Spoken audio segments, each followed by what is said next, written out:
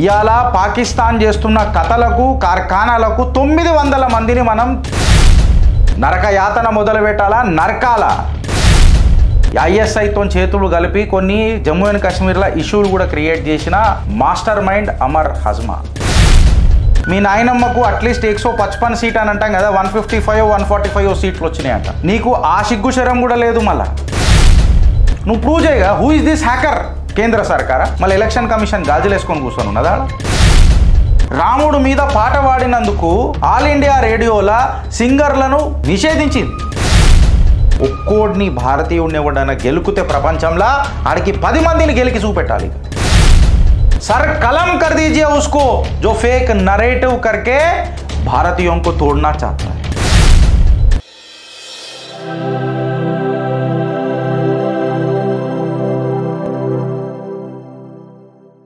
जय हिंद, जय भारत, जय तेलंगाना. फ्रेंड्स, నేను మీ గిరీష్ దారమని. వెనకాల మీకు ఒక స్లైడ్ కనిపించుంటుంది. నరేంద్ర మోదీ బొమ్మ పెట్టినవు గిరీష్, పక్కకు డిక్టేటర్ అంటున్నావు, దాని పక్కన కాశ్మీర్ పెట్టినావు, హ్యాకర్లు అంటున్నావు, హ్యాకింగ్ అంటున్నావు, ఫ్రీడమ్ ఆఫ్ స్పీచ్ మాట్లాడుతున్నావు, మధ్యలో దస్కా దమ్ అని పెడుతున్నావు, ఇండియా అలయన్స్ పెడుతున్నావు, జుడేగా భారత్ జీతేగా ఇండియా అని అంటున్నావు. మళ్ళీ ఇదేంది నాకు అర్థం కాదు. గెలిచిండు భారతీయ జనతా పార్టీ, ప్రధానమంత్రి అయిండు మళ్ళీ నరేంద్ర దామోదర్ దాస్ మోదీ. కట్ చేస్తే ఇవాళ అర్థం చేసుకోవాల్సిన విషయం ఏముందంటే, మోదీని డిక్టేటర్ అని అన్నారు వీళ్ళు ప్రతిసారి. నేను నిన్ననే ఒక మాట చెప్పిన, మోదీ డిక్టేటర్ కావాలి, వీళ్ళకు రుచి చూపెట్టాలా, డిక్టేటర్షిప్ అంటే ఎట్లుంటుందో చూపెట్టాలా. ప్రజాస్వామ్యంలో వీళ్ళు మాట్లాడుతున్న మాటలకు నిజంగా ఎంత ప్రతిభ ఉన్నది, నిజంగా చెప్తే ఆ ప్రజాస్వామ్యంలో ప్రజా పక్షాన వీళ్ళ మాటలు ఎంత నిలబడతాయి, ఎంత చైతన్యవంతంగా ఉంటాయో ఇవాళ ప్రజలకు తెలియాల్సిన రోజు ఉన్నది. ఇవాళ భారతీయ జనతా పార్టీకి చిత్రగుప్త ఒక మాట చెప్తున్నది. ఏందనంటే, పొలిటికల్ మూవ్స్ ఏదైతే మీరు చేస్తారో దానికంటే ఎక్కువ ఇప్పుడు రాష్ట్ర నిర్మాణం వైపు మూవ్స్ చేయాల్సిన అవసరం, ఆస్కారం చాలా పెద్ద ఎత్తున ఉన్నది. దేశంలో ఒక తెలియని లొల్లి షురువు అయిపోయింది. ఎవరైతే మనం ఇప్పటిదాకా మొన్నటిదాకా అరే డమ్ పప్పు అని అయితే పిలుచుకున్నామో, ఆయన పప్పు కాదు, ఖతర్నాక్ ఒక వెపనే దేశానికి అని అనేది ఒకటి అర్థమవుతున్నది. చిత్రగుప్తి ఈ చిట్టా కూడా ఇప్పుతుంది. ఇలా మీరు అర్థం చేసుకోవాల్సింది ఏంటంటే, I still stand on my statement. Yes, వీళ్ళకు పరిచయం కావాలా. డిక్టేటర్షిప్ అనేది కేవలం మోతబరి చలాస్తే డిక్టేటర్షిప్ అనరన్న. రాజ్యాంగాన్ని కరెక్ట్గా ఇంప్లిమెంట్ చేస్తే కూడా చాలు వీళ్ళు డిక్టేటర్షిప్ అనే వరుతారు. సీన్ కట్ చేసి పెడితే విశ్వసనీయ వర్గాలతో తెలిసింది ఏందనంటే, ఇది బయట మనం చెప్పుకోలేం కానీ మోదీ సర్కార్కి చిత్రగుప్తిస్తున్న సజెషన్ ఏందనంటే, ఎక్కడనైతే కాశ్మీర్ రాశిలా 9 మంది తీర్థయాత్రకైనా వస్తున్న పిలిగ్రిమ్స్ బలిదానం ఇచ్చిండ్రో ఈ దేశానికి టెర్రరిస్ట్ యాక్టివిటీస్ వల్ల, ఒక్కొక్క మనిషికి 1:10 ఉండాలా. 9 మందికి 90 మందిని పొట్టన పెట్టుకోవాలా. 90 కాదు, నేనైతే 900 మందిని పొట్టన పెట్టుకోవాలా. మానవత్వం మర్చిపోవాలా. ఇవాళ పాకిస్తాన్ చేస్తున్న కథలకు కార్ఖానాలకు 900 మందిని మనం అట్లయితేనే సెట్ చేస్తాం. మనం అట్లయితుంది. ఒక టెర్రరిస్టు చచ్చిపోతే 10తో సమానం ఉండాలా. ఆ ఆర్మీ బ్రిగేడ్ ఎవరైతే ఉంటాడో పాకిస్తాన్లో, వాడిని చంపితే కూడా అదొక 10తో సమానం ఉండాలా. నరకయాతన మొదలు పెట్టాలా, నరకాల. ఇదేం మాట్లాడుతున్నావు గిరీష్, ఇట్లా మాట్లాడుతున్నావు మానవత్వం అంటే? ఈ పీకుడు మానవత్వం ముచ్చట్లు చిత్రగుప్తులో మాట్లాడి దండుగా పక్కల బల్లం పెట్టుకొని గన్ లోడ్ చేసి, మ్యాగజైన్ లోడ్ చేసి, దిన్ దహాడే ధడాధడ్ నువ్వు ఫైర్ చేసుకుంటూ పోతే నేను ఆ ఆత్మకి ఇయాల పాదాభివందనం చేస్తున్నా. ఆ పార్వతీ వల్లభుడిని కోరుతున్నా, ఆయనకు నెక్స్ట్ జన్మ ఇదే భారతదేశంలో ఇయ్యాల, ఒక గుణాత్మకమైన జీవితం ఇయ్యాలా అని చెప్పి కొడుతున్నా డ్రైవర్ని. ఆడు ముంగట నిలబడి గన్ పట్టుకున్నా భయపడకుండా ముంగటికి తీసుకుపోయి ప్యాసింజర్లను కాపాడిండు చూడు. ఆయనకి ఇవాళ కంప్లీట్ భారతావని గౌరవంతో సెల్యూట్ చేయాలి. ఆ మహనీయుడు ఇంకా మన గుండెలలో బతికే ఉన్నాడు అని చెప్పి చెప్పాలా. దీనికి రాష్ట్ర నిర్మాణం వైపు ఖచ్చితంగా భారతీయ జనతా పార్టీ ఇక గుణాత్మకమైన అడుగులు వేయాలి. జర రాజకీయాలు పక్కకు పెట్టి ఒక్కొక్కడికి చీరి చింతపండు పెట్టాలా, డిక్టేటర్షిప్ అంటే ఏందో చూపెట్టాలా. మిర్రర్ డిప్లాయ్మెంట్ అంటారు ఫ్రెండ్స్ మిలిటరీలో. మిర్రర్ డిప్లాయ్మెంట్ ఇది ఆల్రెడీ చైనా చాలా గట్టిగా చేస్తుంది, పాకిస్తాన్తో కలిపి గట్టిగా చేస్తుంది. ఆడ పాకిస్తాన్ని దించిండ్రు అని అంటే ఆర్మీ కంటే ఎక్కువ లష్కరే తైబా, జైష్, ముజాహిద్దీన్స్ ఎక్సెట్రా ఈ సంస్థలే ఆడ పనిచేస్తాయి.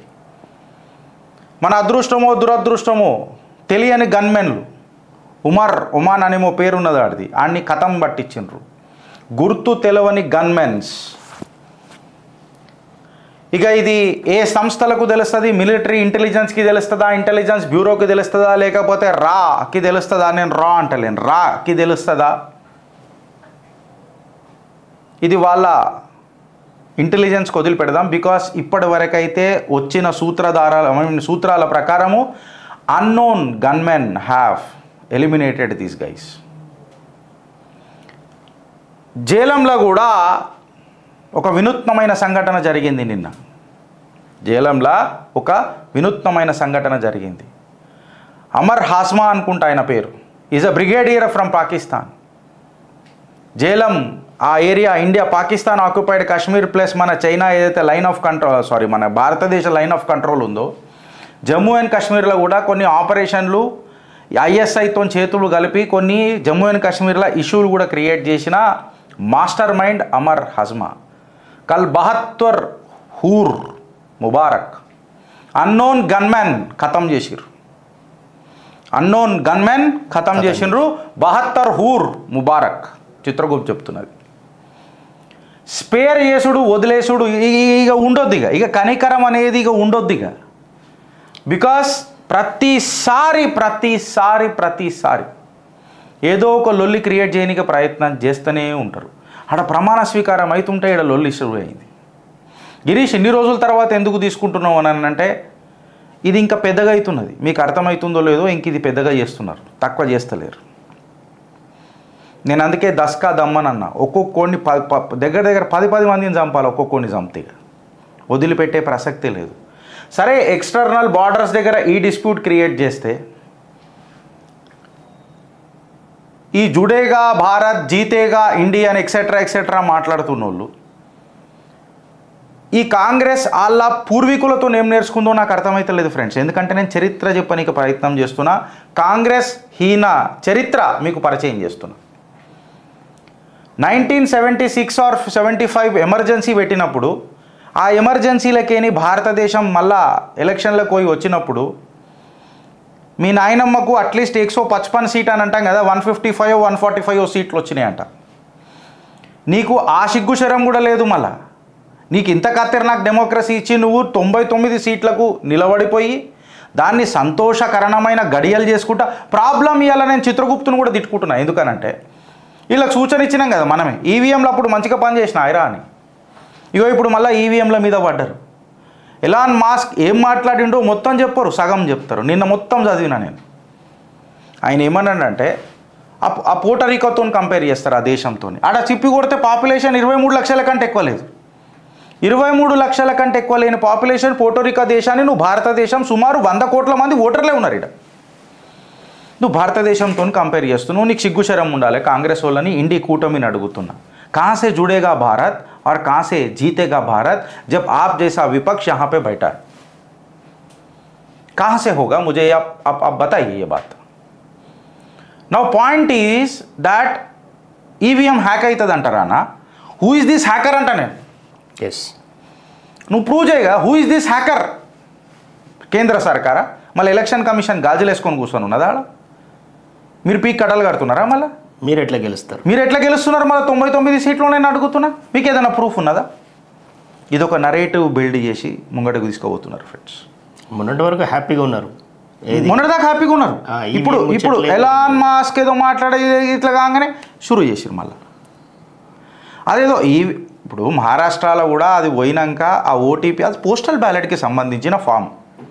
దాని ప్రాసెస్ మొత్తం క్లియర్ కట్గా ఉన్నది. రిటర్నింగ్ ఆఫీసర్ ఓటీపీ జనరేట్ చేస్తాడు, సిస్టమ్ ముంగడ కూర్చుంటాడు. అండ్ మోర్ ఓవర్ అది ఒక ఈవీఎం కాదురా బాయ్, నార్మల్ సిస్టమ్ ముంగట కూర్చొని జనరేట్ చేస్తాడు. అది నార్మల్ సిస్టమ్ ముంగట కూర్చొని. మణిపూర్ విషయంలో కూడా ఇలా సిఆర్పిఎఫ్ ఎంటర్ అయింది. మైతీ కమ్యూనిటీ ఎవరైతే ఉన్నారో వాళ్ళు మణిపూర్ని శాంతి భద్రతగా శాంతియుతంగా పరిష్కారం చేస్తుంటే వాళ్ళు హిందుత్వాన్ని సైడ్ వస్తుంటే భారతీయ జనతా పార్టీ ఇప్పటికి ఎన్నోసార్లు గెలిచింది కూడా. మణిపూర్లో ముంగడికి తీసుకుపోతుంటే ఈ కుకీస్ వచ్చి ఒక క్రిస్టియన్ మెంటాలిటీని తీసుకొని వచ్చి మయన్మార్ భారతదేశ్ మీకు ఒకటి చెప్తున్నా, ఈ చిజు మిజు అనేది ఒకటి ఉంటుంది ఈ సంస్థ. కంబోడియాలో కూడా వీళ్ళు ఈ క్రిస్టియన్ మిషనరీస్కి పెద్దపీట, ఇండోనేషియా అనుకుంటా, కంబోడియా కాదు ఇండోనేషియా, రైట్. ఇండోనేషియాలో ఇలా పెత్తనం చేసారు. అంటే ఇప్పుడు చైనా ఏదైతే వీళ్ళకు చాతనైతే లేదు కదా, USA who let the dogs out, German shepherd's and to that matter few countries, Canada, వీళ్ళకు వశపడతలేదు. యుఎస్ అండ్ ఇట్స్ అలీస్ వీళ్ళకు వశపడతలేదు. డాలర్ డిప్లొమసీ తగ్గుతున్నది, పెట్రో డాలర్ని కిందికే స్నూక్తున్నాడు, ఈ కూటమి గట్టిగా అవుతున్నది, భారతీయత పెద్దపీట పడుతున్నది, అమెరికా పెత్తనం తగ్గుతున్నది, పెద్దన్న హోదా తగ్గుతున్నది. భారత్ తన ఆర్థిక వ్యవస్థను మెరుగుపరుచుకుంటూనే ప్రపంచ దేశంలో ఒక బలమైన దేశంగా కూడా ఎదుగుతున్నది, పరాక్రమవంతమైన దేశం లెక్క కూడా ఎదుగుతున్నది. ఇదే ప్రాబ్లం అవుతుంది అందరికీ. దాని తర్వాత పెద్దలో ఏమవుతున్నదని అంటే ఈ ప్లేస్ ఏదైతే ఉందో మన మణిపూర్, దీన్ని మన సెంటర్ పాయింట్గా చేసి, దీన్ని ఫోకల్ పాయింట్గా చేసి వీళ్ళు చైనాని కంట్రోల్ చేయాలనుకుంటారా, లేకపోతే భారతదేశాన్ని కంట్రోల్ చేయాలనుకుంటారా, లేకపోతే పక్కకున్న మయన్మార్ని కంట్రోల్ చేయాలనుకుంటారా, మీరు ఏమనుకుంటారు నాకు అర్థమవుతలేదు. అంటే మాకు అర్థం కావనుకుంటారా మీ స్ట్రాటజీలు అని అంటున్నా. సిఆర్పిఎఫ్ దిగింది. ఇదే సిఆర్పిఎఫ్ బస్తర్లా 110 నక్సలైట్లని భూస్థాపితం చేసి వచ్చింది. నక్సలిజాన్ని పక్కకు జరగ అని చెప్పి వచ్చిన టీం ఆడ దిగింది. ఇలా ఇవన్నిటి మానవత్వం ఇవన్నీ మర్చిపోవాలి. ఇక సీరియస్గా చెప్తున్నా, దేశం దేశ్కే లియే దేశ్ హీ, నా సొంత కుటుంబ సభ్యులు నా పైలా దేశం ఉంటేనే కదా వాళ్ళు కూడా బతుకుతారు. దేశమే లేకపోతే వాళ్ళేడికైనా బతుకుతారు. నాకు వాళ్ళు మనుషులుగా ప్రవర్తిస్తే మానవత్వం అంటాం. ఇక మానవత్వం లేదే. ఇక శ్రీధర్ అన్న చేసిన పాపాలు కడగాలన్నా వద్దా? చేసిన పాపాలను కడగాలి కదా ఫస్ట్. గరుడ పురాణం తీయాలా, చిత్రగుప్తుడు చిట్టా తీయాలా, కొట్టాలా. ఇక వదిలిపెట్టొద్దు మోదీజీ, మేము క్లియర్ కట్గా చెప్తున్నాం. आपके ऊपर भरोसा बहुत है देश का जनता को, अब ये भरोसा बरकरार रखना चाहिए. ఇలా బద్దలు భాషంగాలు చేయాలి Modiji. And I'm very damn serious and I mean it today. Freedom of speech మాట్లాడతాడు Rahul Gandhi, freedom of speech మాట్లాడుతుంది India alliance, freedom of speech గురించి మాట్లాడతారు చాలామంది జర్నలిస్టులు. మళ్ళీ 19 ఎమర్జెన్సీ టైంలో ఫ్రీడమ్ ఆఫ్ స్పీచ్ ఏడిపోయిందని అని అంటున్నా. అరే రాముడు మీద పాట పాడినందుకు ఆల్ ఇండియా రేడియోలా సింగర్లను నిషేధించింది సోనియా గాంధీ. మళ్ళీ అప్పుడు ఎక్కడ పోయింది ఫ్రీడమ్ ఆఫ్ స్పీచ్ అని మాట్లాడుతున్నా. కొన్ని పుస్తకాలు భారతదేశంలో లాంచ్ కూడా కానియలే, పబ్లిష్ కూడా కానియలే, కొన్ని సినిమాలు రిలీజ్ కూడా కానియలే. మళ్ళీ అప్పుడు ఎక్కడ పోయింది భావ ప్రకటన స్వేచ్ఛ? ఏడపోయింది మీ బాధ్యత? ఆనాడు రాలేదా రాజ్యాంగం అని అంటున్నా.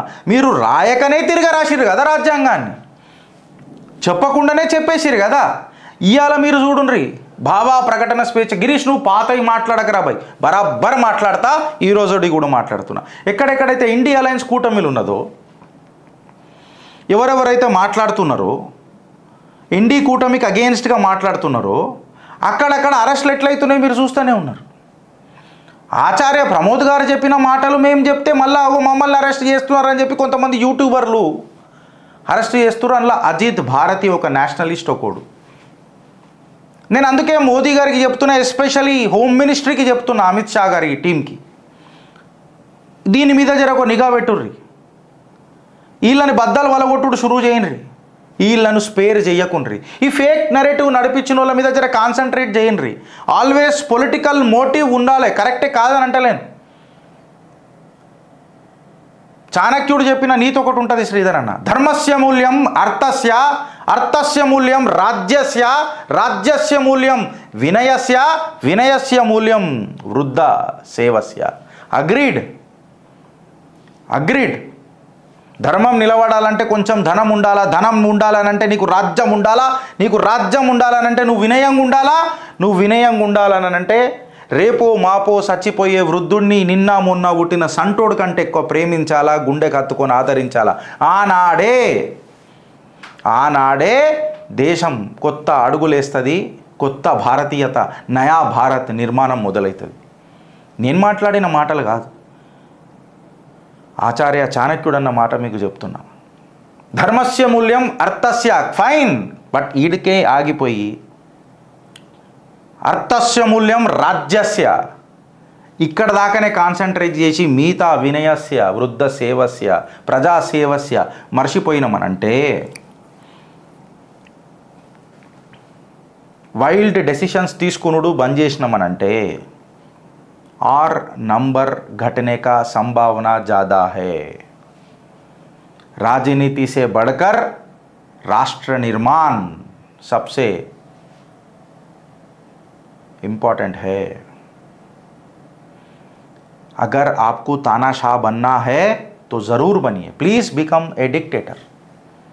నేను అందుకే 10 का దమ్ అన్నా. ఒక్కోడిని భారతీయుడిని ఎవడన్నా గెలుకుతే ప్రపంచంలో ఆడికి 10 మందిని గెలికి చూపెట్టాలి. ఇక ఈ ఫ్రీడమ్ ఆఫ్ స్పీచ్ ఎక్కువైపోయింది, ప్లీజ్ ఎక్కువైపోయింది. దేశం పట్ల, దేశానికి అగెయిన్స్ట్గా, దేశాన్ని విడగొట్టేటట్టు లేదా మతతత్వ విద్వేషాలు రెచ్చగొట్టేటట్టు ఏదన్నా విషయం రాజ్యాంగ విరుద్ధంగా ఉంటే వాడి మీద చట్టాలు గట్టిగా కావాలా అని అంట.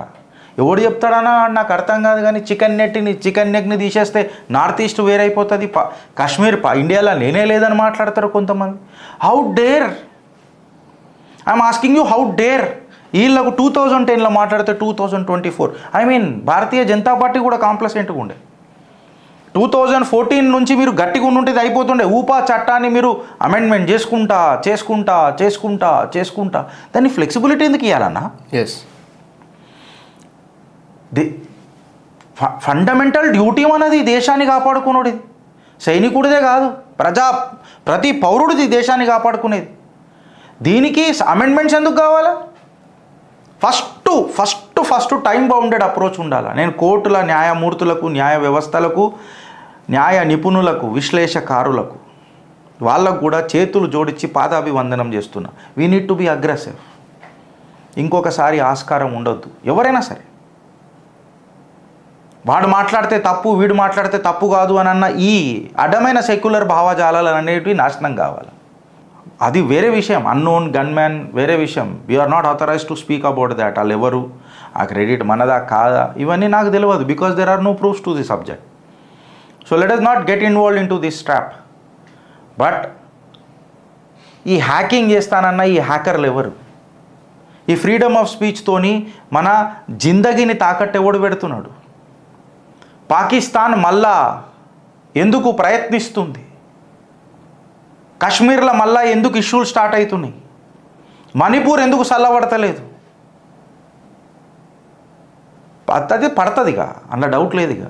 సిఆర్పిఎఫ్ దిగిందనంటే ఇన్ని రోజులు జర ఏమంటారు, ప్యార్ మొహబ్బత్ వాళ్ళే బాతే నై చల్తాయి. यहाँ గడ్డపార దిగాల కట్టిగా, అప్పుడే చక్కగా అవుతాడు ఎవడైనా. మోదీ जी आपके ऊपर ये दायित्व है, आज आपके ऊपर ये दायित्व है. ఇవాళ భారతదేశం మీ వైపున ఒక బాధ్యతతో చూస్తున్నది, కళ్ళల్లో ఆశలు పెట్టుకొని చూస్తున్నది.